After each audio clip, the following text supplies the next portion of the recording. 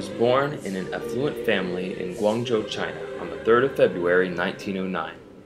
She was given a masculine-sounding name, Manxing, since her father had yearned for a son, and she was the only child after her brother and sister passed away.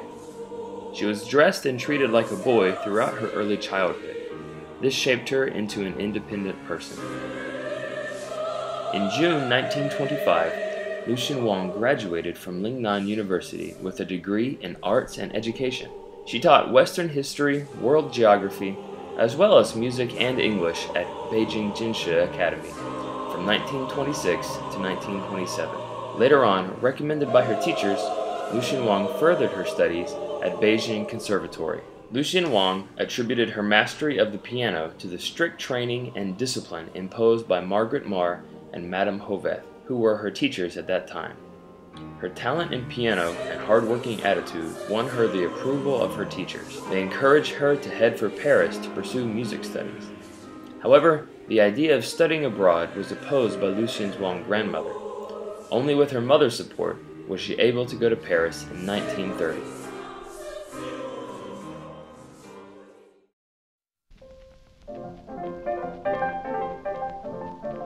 In Paris, she first studied at the music school of Madame Hoveth's brother-in-law in Cherepnin. With a passion for music, she gained admission into the École Normale de Musique de Paris and was accepted as a student of Alfred Cortot. A few months later, Alfred Cortot was one of the most renowned 20th century classical musicians.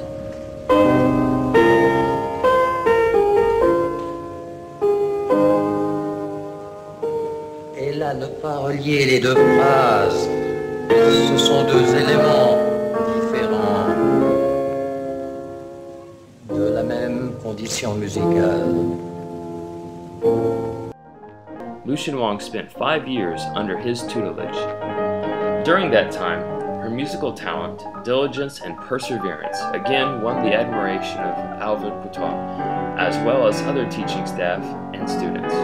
Devrait être transposé sur un plan de rêverie plus intime, n'est-ce pas? Pas seulement la belle sonorité, la détente expressive de la phrase, mais un sentiment plus rêveur.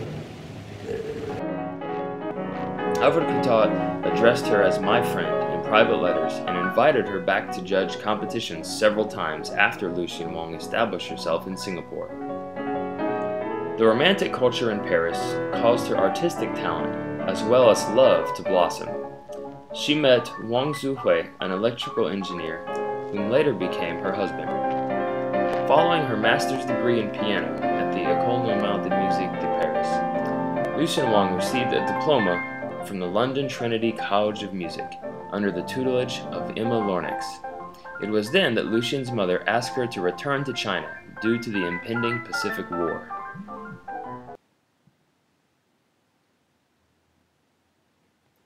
While Lucien Wang was quite active in performing in her early days, she found herself to have a greater passion for teaching and chose to be a piano teacher for the rest of her life. In 1936, Lucien Wang returned to Guangzhou.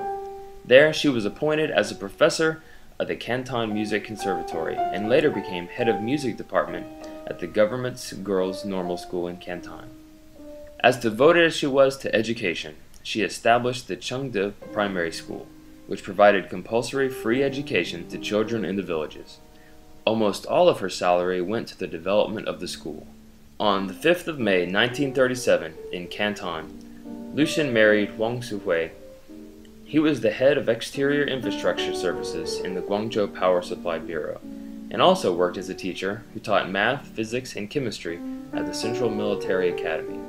In 1939, Lucien, together with her husband, left for Singapore to escape the Second Sino-Japanese War. The move proved not to be damaging but beneficial for Mrs. Wang's teaching career, as she was offered music teaching positions in both Nanyang Girls High School and in the Singaporean branch of Lingnan University.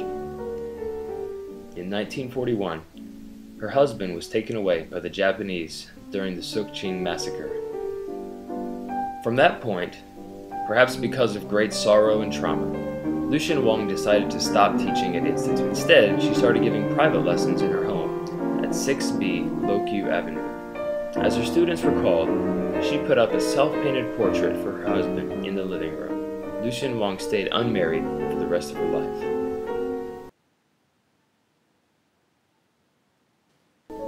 In 1941, Lucien Wang turned her home at 6B Loque Avenue into a music classroom, and then it became a place of memory for at least 2 generations of students she has trained. Believing that musicians are not made, but born, Lucien Wang was quite selective with the students. Only about 20 students a year had the privilege of learning under her. She did not force her students to play music if they did not want to. Rather, she encouraged them to find their own time for practice, acting as a musical compass who merely pointed the way for them. This set the ground for her students to develop their love for music independently.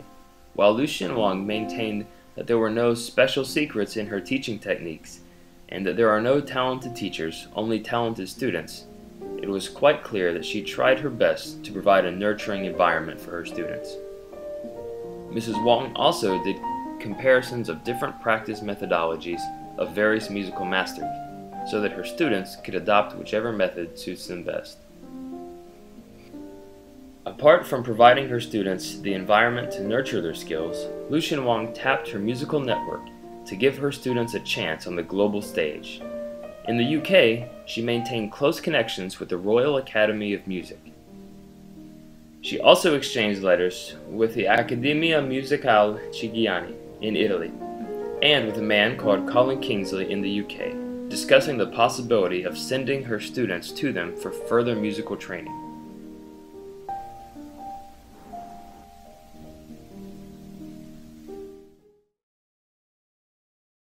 Said that she's free. I told her 我没有钱，我不敢跟妈妈拿，妈妈打死我。她说没有钱，不需要钱，我跟她是好朋友，不行。But after lesson, I saw her taking the envelope and just giving to her. I'm smart, no? Every time, if one time I was done, every time. After lesson, she just maybe give them a token of full. That's so great.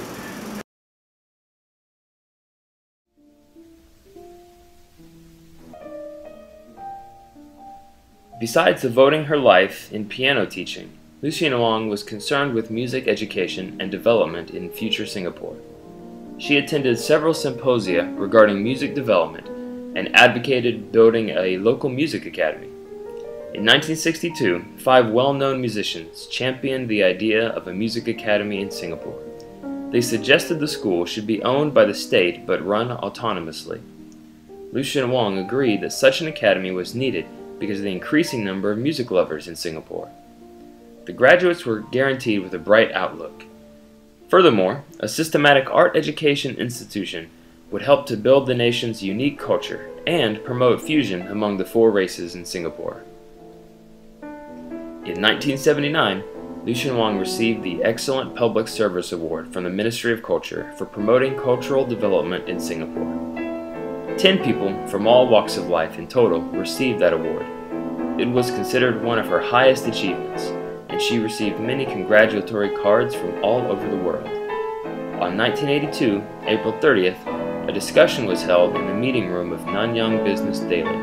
During the meeting, Li Hao, Huang Wangcheng, Deng Lijun, Bao Nana, Zheng Guiming, Wu Qingqi, and Lin Hanliang presented different viewpoints about the place of music in society. 10 main differences between pop music and high arts are raised. In the end, they reached the conclusion that it was not proper to compare popular and classical music and conclude one is inferior to another. However, they felt that contemporary popular culture should be regulated and purified.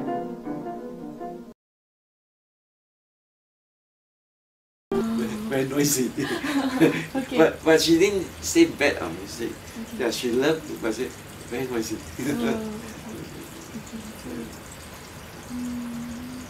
She's pure, what they call classical. Yeah. Sure.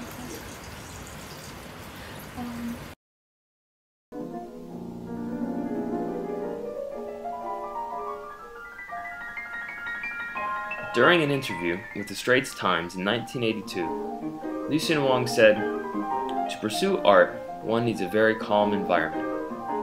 I can't even afford to have a telephone here, for once there is a telephone, I will be too busy answering calls.